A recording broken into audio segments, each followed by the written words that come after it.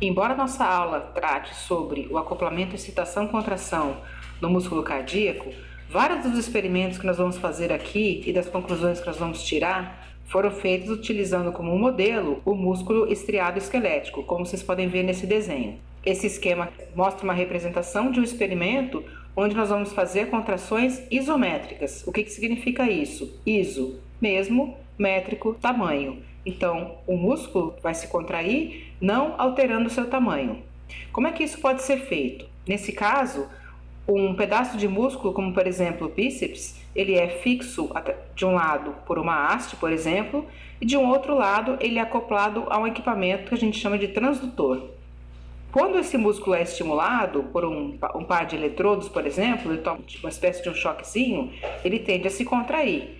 Como ele está acoplado de um lado a uma haste e de outro lado ao equipamento, ele fica impedido de se encurtar, porém ele desenvolve força. E é esse tipo de parâmetro que nós vamos analisar em experimentos onde são feitas contrações isométricas.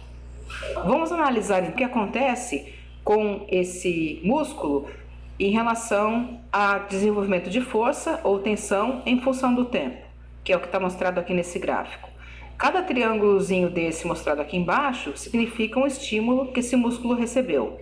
Então, mediante um estímulo dado num tempo próximo de zero, a gente observa que houve desenvolvimento de força, que tem um tamanho, uma magnitude X, não interessa saber quanto, e depois houve um relaxamento muscular. Novamente, no instante de 200 milissegundos, foi aplicado um novo estímulo e o que se observa é, novamente, o desenvolvimento de força ou tensão e o relaxamento. E assim por diante. Então, repare, em relação a estímulos que se repetem e que são de mesma intensidade, o músculo responde então com contrações de mesmo tamanho e durações semelhantes. Bem, nesse momento, nós vamos continuar o nosso experimento com o músculo que está fixo no aparato de contração isométrica. Demos um estímulo, observamos então a contração que ele desenvolveu. Novamente, no instante de 200 milissegundos, aplicamos um outro estímulo. E repare, agora, antes que esse músculo se relaxe completamente, como nós observamos no padrão anterior, nós vamos aplicar um novo estímulo, no instante aqui antes de 300 milissegundos.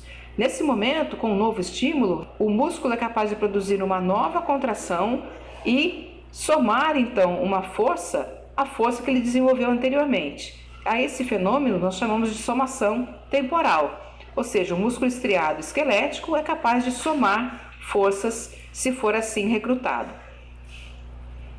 Se eu aumentar agora bastante a frequência dos meus estímulos, repare aqui no meu gráfico, eu tenho novamente tensão, que a escala está um pouco aumentada, para a gente poder representar esse experimento em função do tempo.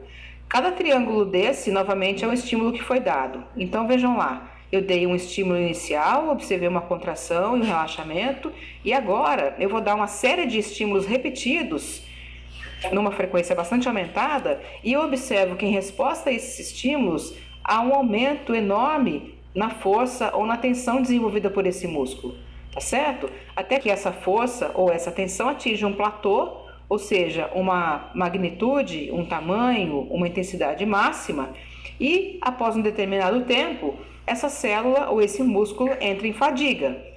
Repare que apesar dos estímulos que eu continuei dando, a célula entrou em fadiga, ou seja, a tensão caiu até valores próximos de zero novamente. O fenômeno de fadiga, aqui descrito, não tem nada a ver com o fenômeno de rigor mortis que nós vimos nos slides anteriores. A fadiga aqui se deve exclusivamente ao acúmulo de metabólitos intracelular, e nesse caso uma certa acidez do intracelular, que faz com que as proteínas contráteis fiquem de certa maneira desacopladas, não respondendo mais aos estímulos. Então, novamente, isso não tem nada a ver com o rigor mortis. A esse fenômeno de uma contração máxima em resposta a uma frequência de estímulos muito aumentada, nós chamamos de tetania. E isso é possível de ser alcançado em músculos estriados esqueléticos. Bem, o mecanismo pelo qual o músculo estriado esquelético entra em tetania é o seguinte. Nós temos aqui uma escala que mostra potencial de membrana em função do tempo e uma outra escala pequenininha que mostra uma medida de força ou tensão em função do tempo também. Então, repare. Eu tenho um fenômeno elétrico, que é o potencial de ação da célula no músculo esquelético, como vocês viram anteriormente, um fenômeno bifásico, subida e descida do potencial de ação, e em seguida do potencial de ação eu tenho uma contração muscular. Assim como na natureza, não é? O fenômeno elétrico sempre precede o fenômeno mecânico. Se vocês lembrarem dos dias de chuva, sempre aparece um raio, que é o fenômeno luminoso, elétrico, e depois aparece o trovão, que é o fenômeno mecânico do som. Eu desenhei aqui nesse esquema uma curva que eu chamei de transiente de cálcio. O que significa o transiente de cálcio? Significa uma elevação do cálcio citoplasmático que ocorre durante a contração muscular. Então, entre o fenômeno elétrico, onde a entrada de cálcio para a célula, e o fenômeno mecânico, o cálcio intracelular aumenta transientemente. Repare que interessante. O potencial de ação da célula muscular esquelética é basicamente dado por abertura de canais para sódio, essa fase ascendente, e abertura de canais para potássio, que repolarizam a célula. Imagine agora, se eu estimular essa célula no instante, por exemplo, aqui de 15 milissegundos, novamente, eu consigo ou não produzir uma nova contração, ou, em outras palavras, produzir um novo potencial de ação que desencadeia uma contração? Bem, para responder essa pergunta, eu preciso olhar em que potencial de membrana essa célula se encontra, visto que, se a fase zero desse potencial é desencadeada por abertura de canais para sódio, e esses canais são dependentes de voltagem e possuem fenômenos de abertura, fechamento e inativação, eu preciso considerar o potencial em que a célula está nesse momento, por exemplo, aqui de 15 milissegundos, onde eu propus, para ver em que potencial essa célula está. Nesse caso, essa célula muscular já está no potencial de 70, 80 milivolts negativos, ou seja, praticamente todos os canais para sódio que se inativaram no pico do potencial de ação dessa célula, nesse momento já estão praticamente todos fechados, e sim, se eu estimular essa célula novamente, ela produz um novo potencial de ação e uma contração somada à contração inicial, que ainda não acabou nesse exato momento de 15 milissegundos. Resumindo, o período refratário do potencial de ação das células musculares esqueléticas é bastante pequeno, ou seja, em qualquer ponto desse gráfico onde eu estou apontando aqui, o potencial de membrana já é negativo o suficiente, ou seja, os canais para sódio já saíram do seu estado de inativação, já encontram-se fechados e a célula, mediante um novo estímulo, é capaz de despolarizar e de se contrair novamente. É por isso que eu consigo fazer uma somação temporal em células estriadas esqueléticas.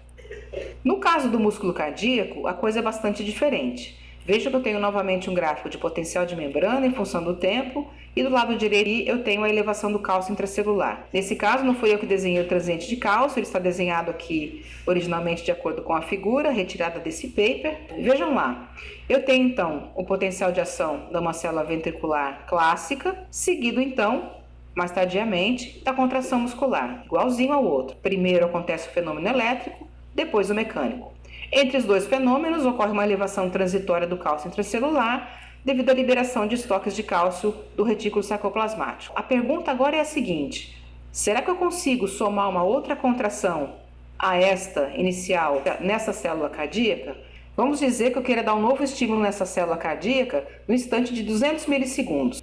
Se eu quiser saber se essa célula responderá com um novo potencial de ação seguido de uma nova contração nesse tempo, eu preciso olhar em que potencial essa célula se encontra, visto que a fase zero de despolarização do potencial de ação das células ventriculares se deve também à abertura de canais rápidos para sódio dependentes de voltagem e que apresentam um fenômeno de inativação. No instante de 200 milissegundos, essa célula se encontra no potencial agora de menos 10 ou menos 15 milivolts, ou seja, essa célula está bastante despolarizada. Nesse tempo aqui, essa célula se encontra com todos os canais para sódio inativados. Ela está no seu período refratário absoluto, ou seja, não há nenhuma possibilidade de um novo estímulo gerar um novo potencial de ação e uma nova contração nessa célula. À medida em que eu caminho em relação ao tempo e deixo essa célula se repolarizar naturalmente, eu posso repetir essa nova pergunta. Por exemplo, aqui no instante de 350 milissegundos, por exemplo, se eu quiser dar um novo estímulo, repare, eu vejo que potencial a célula se encontra, bem, já se encontra em menos 70 milivolts, os canais para sódio que estavam inativados durante o período refratário absoluto já estão saindo, e vários deles certamente já saíram da sua inativação e se encontram fechados agora em menos 70.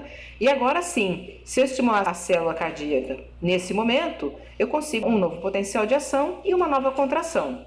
Repare que agora, se houver uma nova contração, ela não vai se somar a essa contração anterior. Ela ocorrerá mais tardiamente no tempo e não haverá fenômeno de somação. Do ponto de vista evolutivo, isso é bastante favorável, visto que não há interesse nenhum para o coração fazer contrações que se somam, muito menos tetania. A função do coração é ter batimentos contínuos e sincronizados, sem somar, muito menos tetanizar.